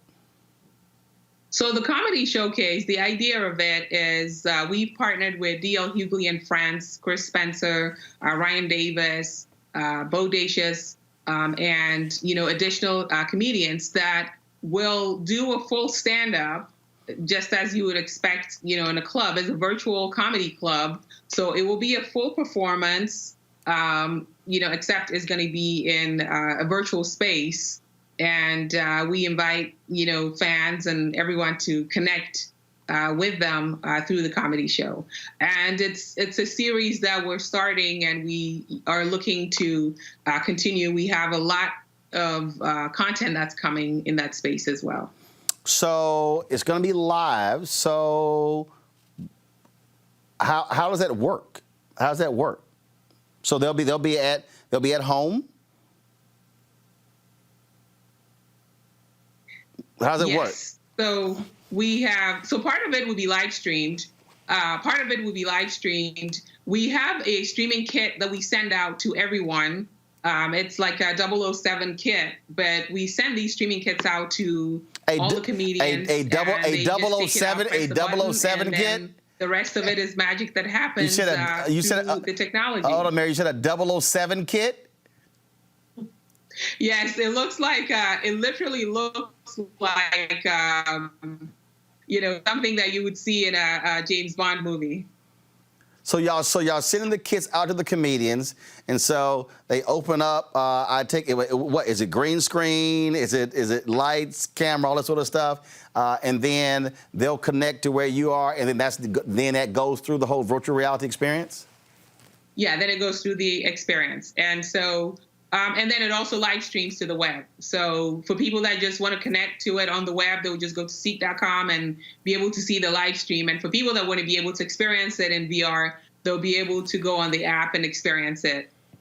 So and again, for the people who don't understand VR, so let's say, okay, if someone wanted to watch Roland Martin Unfiltered sitting right over here. And so are we shooting the show in 360? Is that what's happening? If they wanted to be in studio with you, we would have to shoot it in 360 and broadcast that live in 360. So they would feel like they're sitting across from you. Okay, so that's interesting. So we did this. That means that wow, that's and so it would be we'd be having a signal here, and that camera or that feed, whatever, is going back to your operation, and then for them to watch the show, they could literally go from that side or whatever the heck while we're in the space.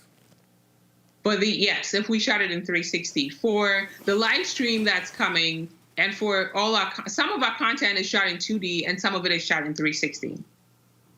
Got it. Okay. Mm-hmm. All right, then. Well, Mary, look, we're looking forward to this. This is great.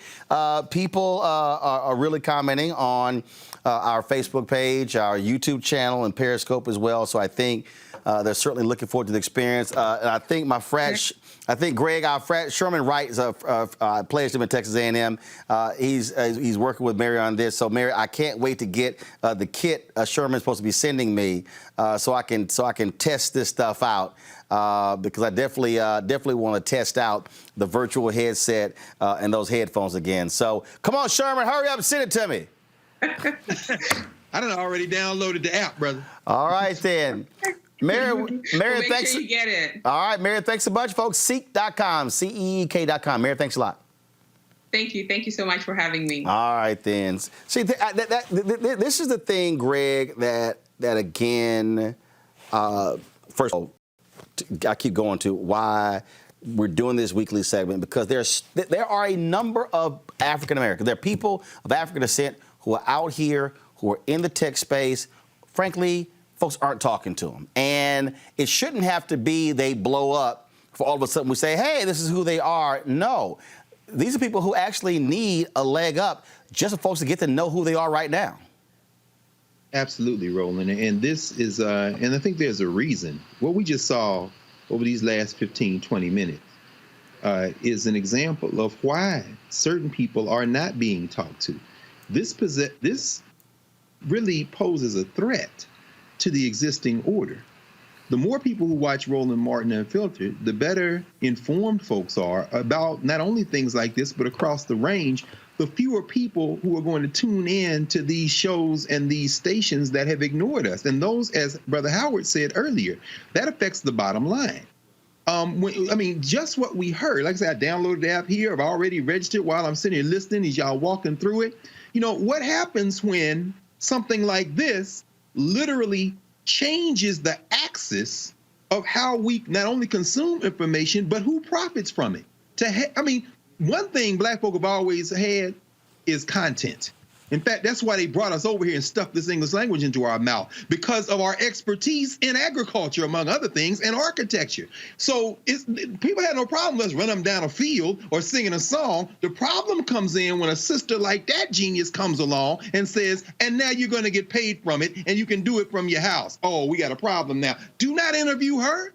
But the fact that she's interviewed at all finally is because there's a Roland Martin Unfiltered. So y'all watching this, please understand, that's why you support this platform.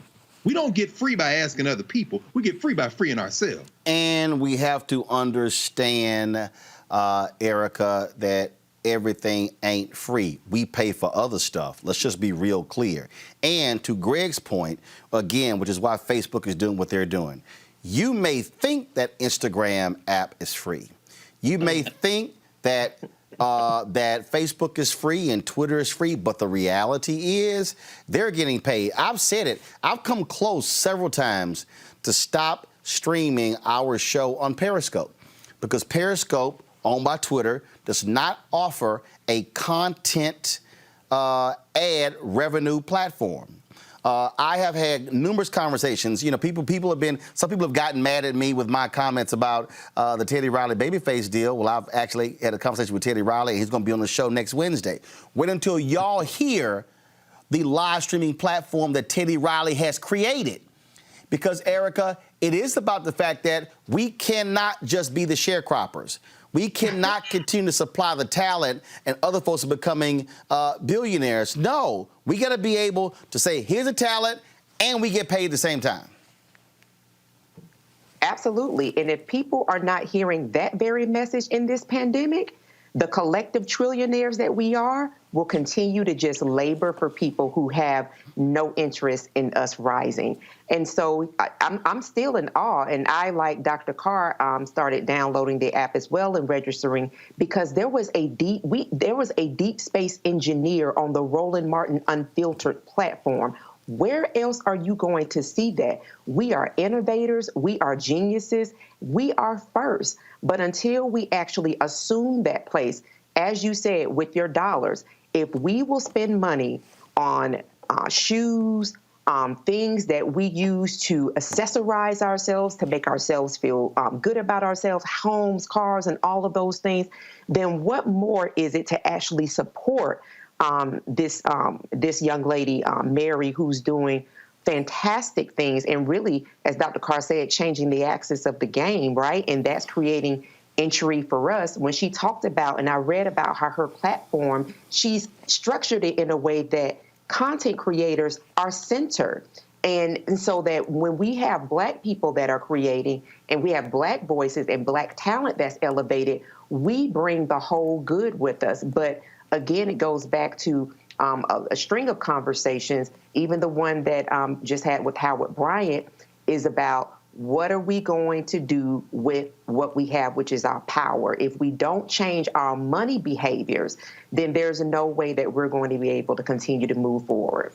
At the end of the day, Reese, not only that, there's a young brother or a young sister, when they see Mary, they say, whoa, wait a minute, I can do that.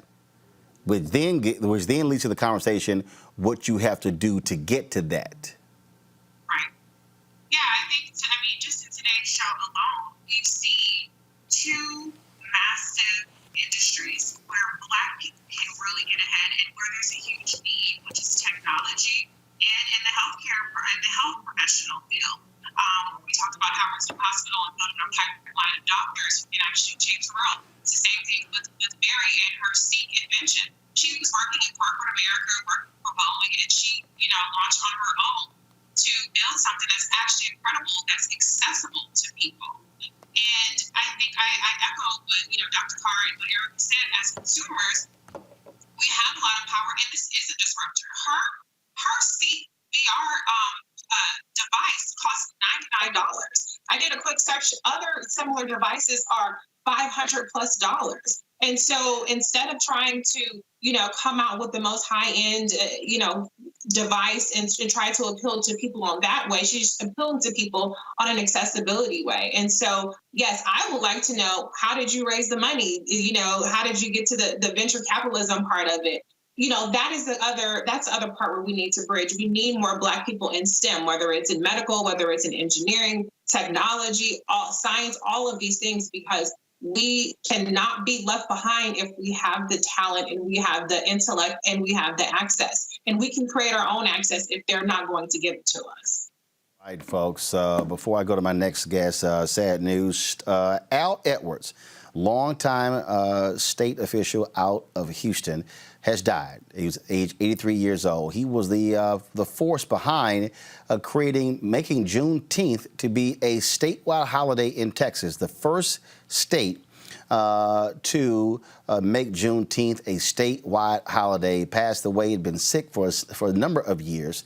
I knew him well, of course, talked to him many times. And Greg, in terms of Black history, in terms of American history, Al Edwards certainly has his place with being the force to make Juneteenth a holiday. And all these other states that are now celebrating Juneteenth, all born out of that becoming a holiday. Brother, Al Edwards is one of the great legends, man. As he went to the same high school as one of my Jegnas, the great Jacob Carruthers. That's the great Houston's great Phyllis Wheatley High School, brother. Tuskegee Tiger, of course, a great patron of Texas Southern. And as you said, this is the man in the state legislature of Texas that pushed for Juneteenth. And it's right that Juneteenth should have come out of Texas first, because that's where it was born. So this is a great spirit and will be a powerful ancestor. And condolences to his family, celebration of his life. And as a brother who knew him, brother, I can only imagine what you're feeling right now and how grateful you are to have been able to spend some time with that very powerful man. Absolutely, absolutely. All right, folks, real quick here, and that is in Georgia. Georgia voters who plan to take advantage of absentee voting process should give the Georgia Secretary of State office plenty of time to process applications, according to Glenn County Elections and Registration Supervisor Chris Chanel. During a normal election, they would process absentee ballot applications, print the ballots, mail them to voters, and count them on Election Day. It will be possible that someone could apply for a ballot at the deadline and still get their vote counted, but that's not likely with the state office handling all things, and the volume could be a problem. The deadline to submit an absentee ballot application is 5 p.m. on June 5th. Folks, if you're in Georgia, we want you to get this thing done a lot early, okay? All right, folks.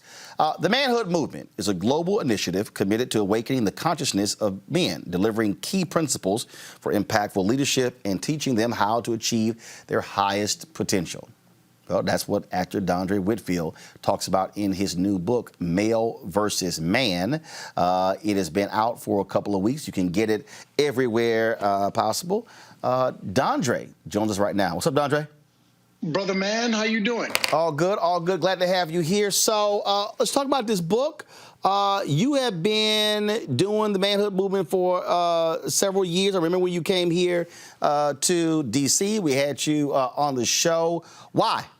What started this? You know, it's a great question. My father struggled for much of his life, much of my adolescence. And so subsequently, I didn't get the messaging of manhood that I felt like I should have received from him. And like many of our brothers who grow up, you know, fatherless, whether the father's inside your home or outside of your home, I really struggled to understand why I didn't get that from him. And it wasn't until really 4 years ago when I reconciled with my father that I realized that my father couldn't father me because he himself was unfathered. And so what I wanted to do was I wanted to write a playbook, if you will, for manhood. I wanted to write a book that if my father had this kind of messaging, what kind of man would he have become?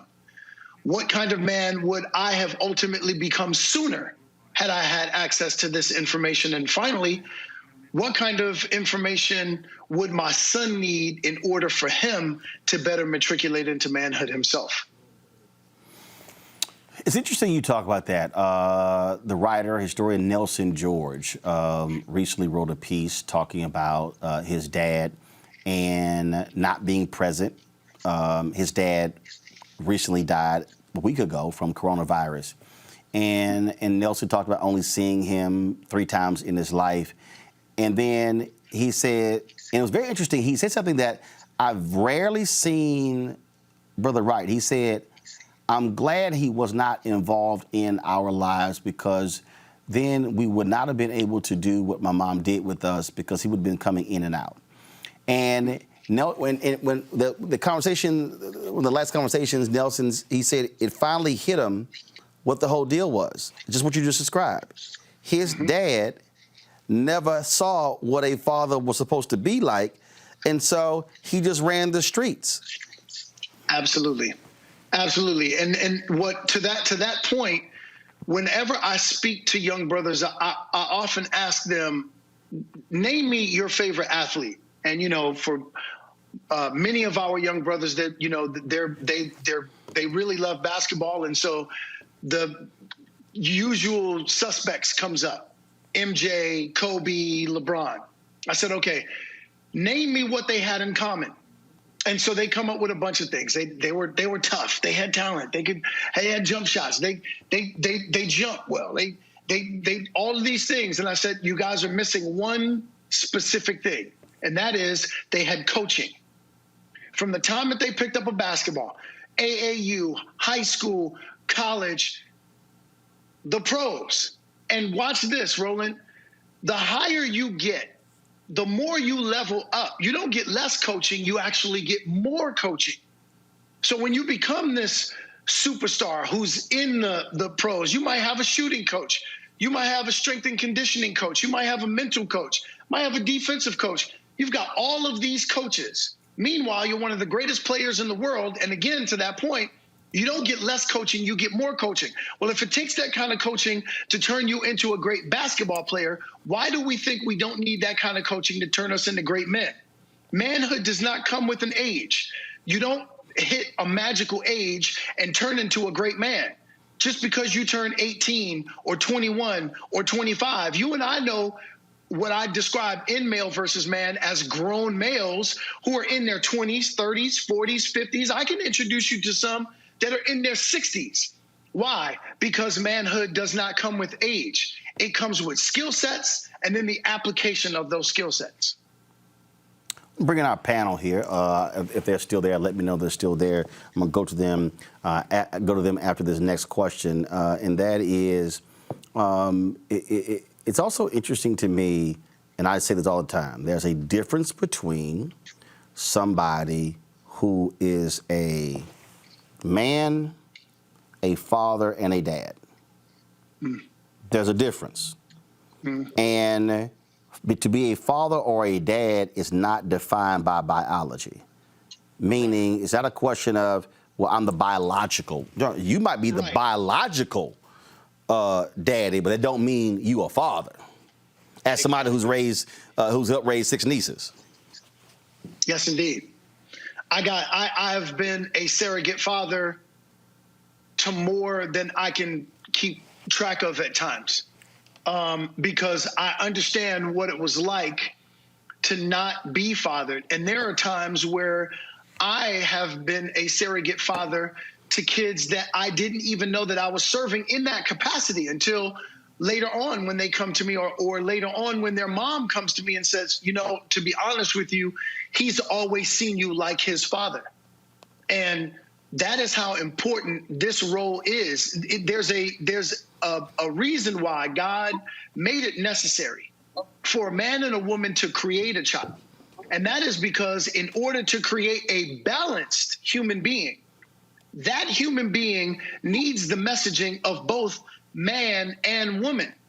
And I don't care who you are. If you are missing the messaging of one of those, you are falling behind in a very crucial and vital areas of your life. If you look at any woman on the face of this earth, look, my daughter is 15 years old, Roland. I can't teach her how to be a woman. And the reason why is because I am not one. But my job in relationship to her growth is to teach her how to be in relationship with a man. I'm the first love of her life. So every day I am the dress rehearsal for what she will ultimately play out in her relationships. Now, it's pretty obvious that my 11-year-old son sees me as the model that he will one day mirror. So every single day when he watches me engage, whether it's with him, my daughter, my wife, my community at large, he says to himself, oh, that's what manhood looks like, walks like, and talks like. Erica. Yeah, thank you so much for being with us, Pastor, and I appreciate your work. So the title of your book, you talk about how to honor women and how to teach children. What is one of the biggest strongholds that you are seeing when you are mentoring, you are coaching, be it a young man or someone who is a little bit more advanced in years? You know, I think pride is the thing that usually gets in the way. That's the ego part of. In my book, I talk about how every man that you meet is a male, but not every male that you meet is a man. Males look to be served while men look to be of service. So a male who allows his pride or his ego to get in the way truly shows you his male-like colors, because ego is the one thing that keeps us at the center of constantly serving ourselves. Every single day of my life is about serving people who oftentimes I'm serving people who I don't even know. My children will tell you that sometimes we're walking in the street, and based on what I see from someone, I might say to themselves, you know what? This person needs a conversation. And that conversation might turn into a 35-minute conversation. Not because I'm holding them hostage, but simply because I'm asking key questions, and they finally had an opportunity to have a conversation with someone about an area that they may be lacking in. And I will be honest with you, when we serve in that capacity, when we have a conversation that's full of empathy, where people have an opportunity to engage in a way that they've never had an opportunity to engage, like when you're missing your father and you don't have safe conversations with your father. My son is 11 years old.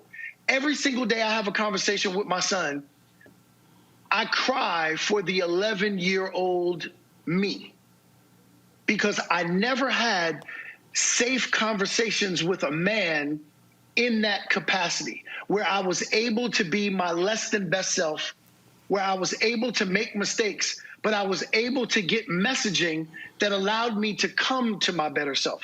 So when I engage these brothers who are 20 and 30 and 40 years old, their ego is telling them, I don't need manhood messaging because I am a man.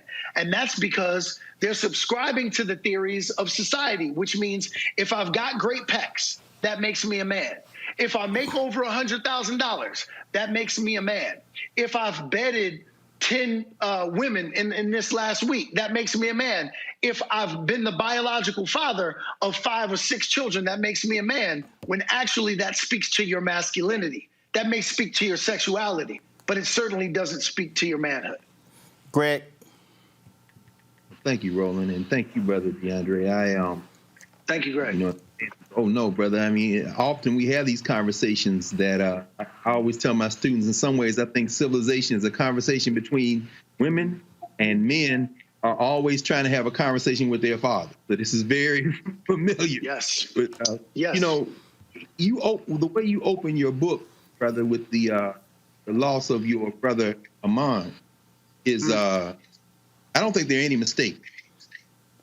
You know, in ancient Egyptian language, in the hieroglyphs, Medu Neter, Amun literally means the unseen one, the hidden one. It is the force out of which everything emerges. And so reading that made me think And of course, you go on to talk about the role of spirituality. Made me really think that this book really for you is really a spiritual journey as well. How important is spirituality in developing our ability to be human and not just the product of our biology, brother? Absolutely, Greg. It's so essential because as males first, and I often tell folks that male is the gender that we were chosen to be, but man is the job that we choose to do.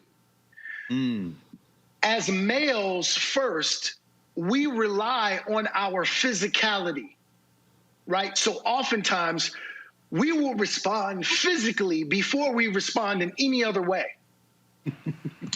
If we rely on our physicality, and only our physicality, we will get ourselves as well as those around us in trouble.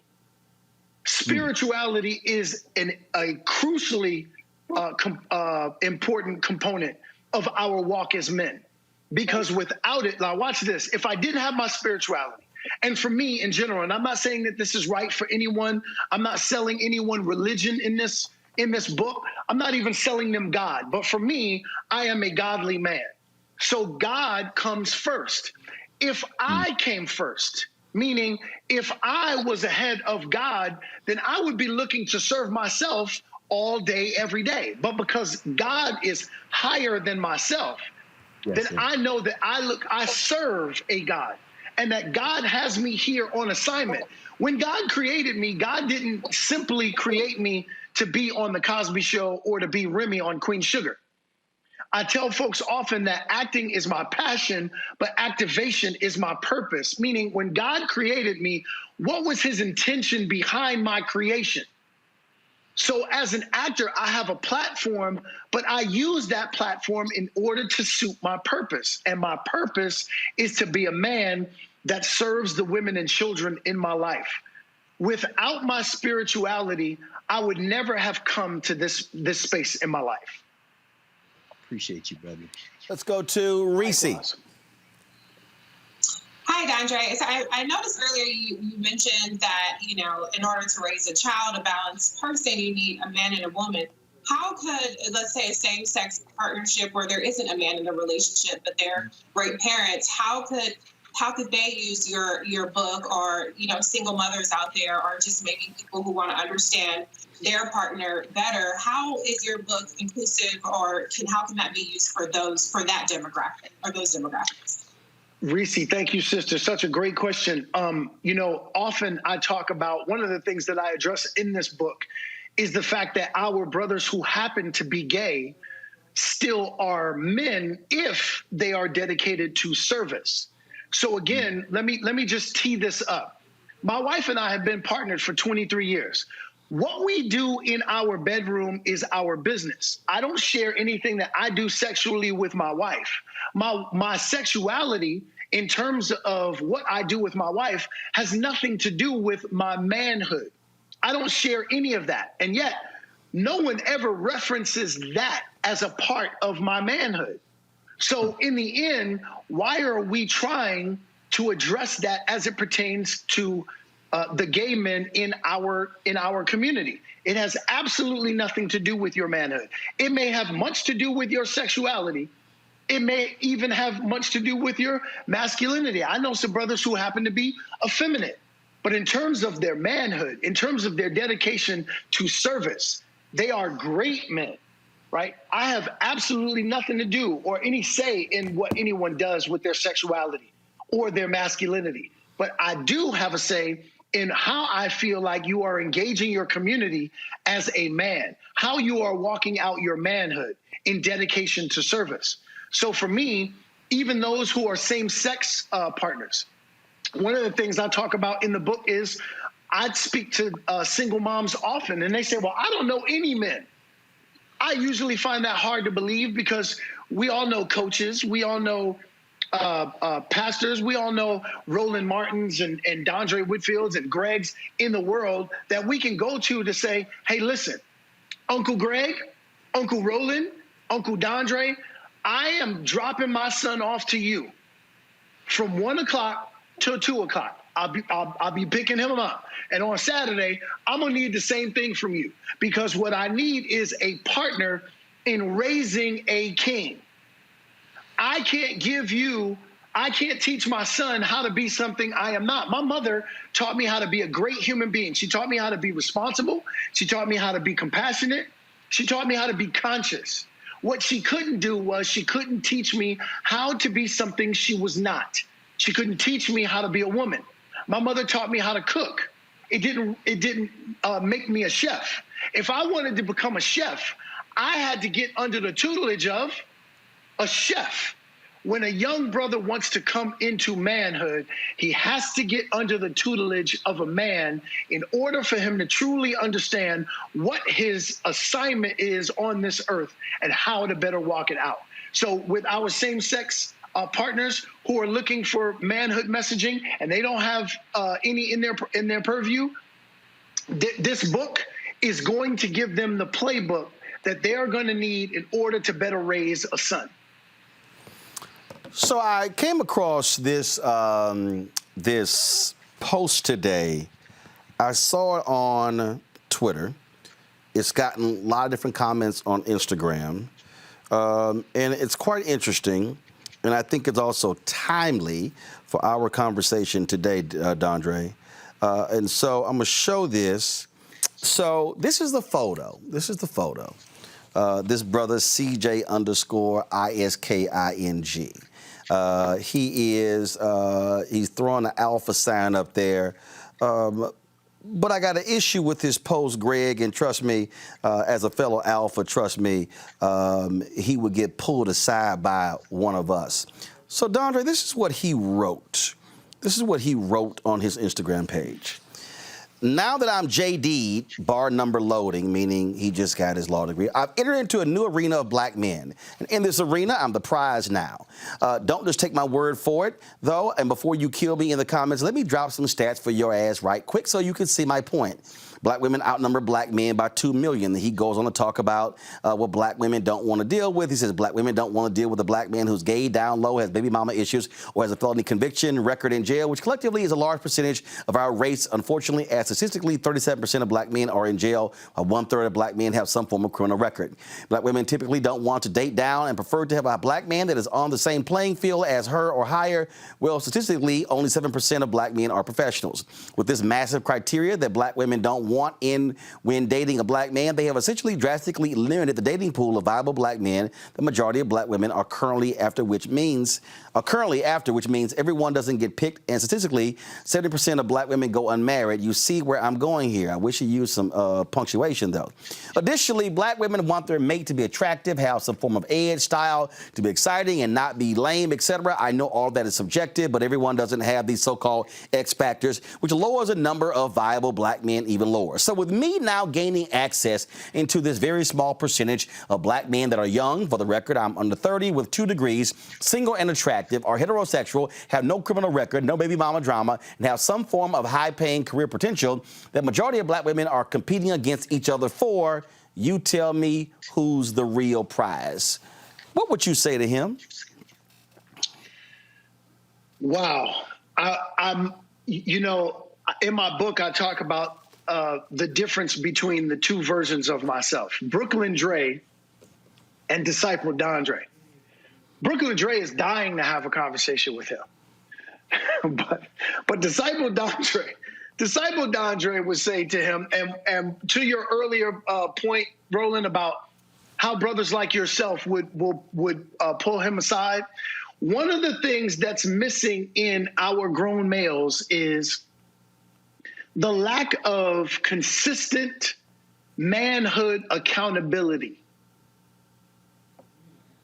My wife, she is, my wife ain't no punk. She's from the south side of Chicago. Yeah.